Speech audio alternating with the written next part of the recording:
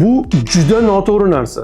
Sochim mo'rtlashib ketgan, sochimga vitamin yetmayapti deydigan bo'lsa, kimdirlar aqlli kosmetologlar yoki bo'lmasam aqlli doktorlar ba'zi bir shampunga qaysidir vitaminlarni, vitamin B kompleks, vitamin C, boshqa vitaminlarni qo'shishni tavsiya qilishadi.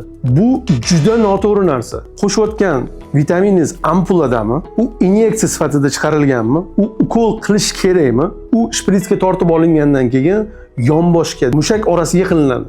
Mushak orasiga qilingandan keyin u jigarga borishi shart. Jigarga borgandan keyin metabolitlarga ajraladi. Demak, parchalanadi. Parchalangandan keyin ana u parchalangan element o'sha sochga, o'sha ichakka, o'sha yurakka, har bitta mishen organga yetib borishi kerak.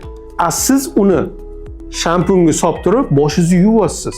Siz birinchidan shampunni muhitini o'zgartiryapsiz va qo'shgan vitaminingiz hech qanaqa ahamiyatga ega emas shampunga tushgandan keyin. Standart bo'yicha zavoddan ukol sifatida chiqqan. Uni kerakli instruksiya bo'yicha ishlatish kerak. Bu noto'g'ri narsa.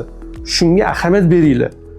Shampunga qo'shganinglar, demak, sochga umuman aloqasi yo'q. Bu videoni shunaqa ximik o'rtoqlaringizga, tanishlaringizga yuborib qo'yinglar.